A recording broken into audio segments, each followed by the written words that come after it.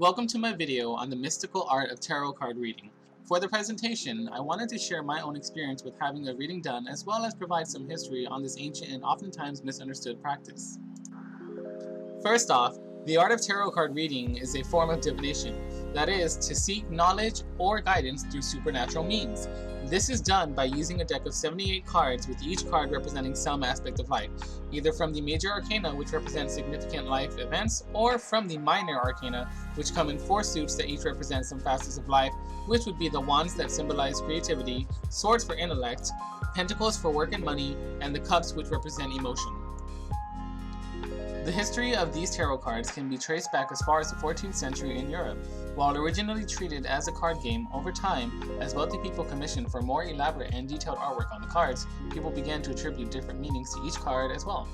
It wasn't until 1909 when William Rider and the mystic A.E. White worked together to publish a deck and book pair with detailed esoteric meanings to each of the cards that tarot cards sort of became standardized and used as a means of divination more so than as playing cards.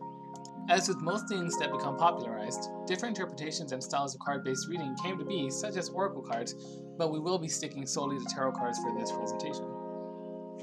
Now that we know about what the cards are and how they sort of came to be, let's get into how a reading is performed.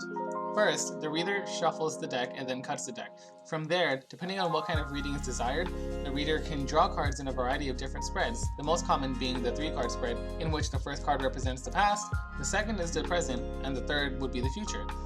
This is the type of spread I had for my reading, so I will be sharing how my reading went just to provide some context and insight. My spread that I received was the Ace of Wands, 2 of Pentacles, and the Temperance Major Arcana. This spread basically meant that I will be experiencing a major change in my future based on the Ace of Wands, and the 2 of Pentacles showed that I would be able to juggle this new change alongside my other current responsibilities, and the Temperance card revealed that I would also be able to balance everything out.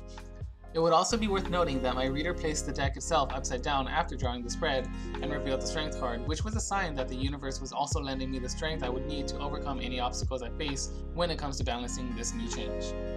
Although I had typically been rather skeptical of ever having a reading done because of prior preconceptions about the practice, this reading I received happened to be free, and I do have to say that I did feel something during the reading. I felt a sense of drive and invigoration upon hearing what the cards meant for me, and I feel like the Strength card hit at home the most because I did just come out of a uniquely severe depressive episode just a few weeks prior.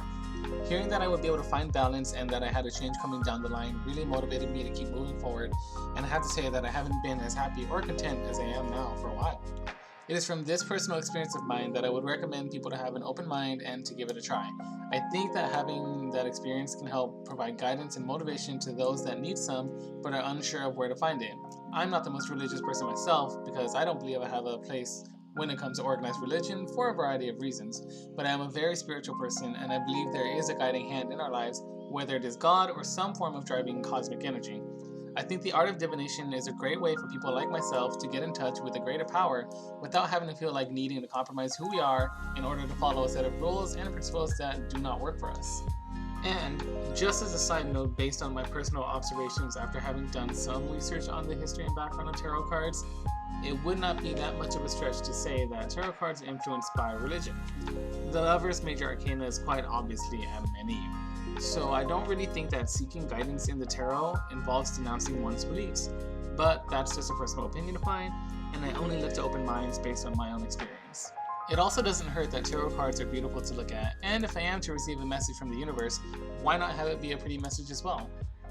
Thank you for taking the time to watch and listen to my experience with this mystical art, and I hope I was able to at least open some minds and demonstrate how getting a reading could be an alternative way to find guidance in a world that seems to get crazier and crazier each day.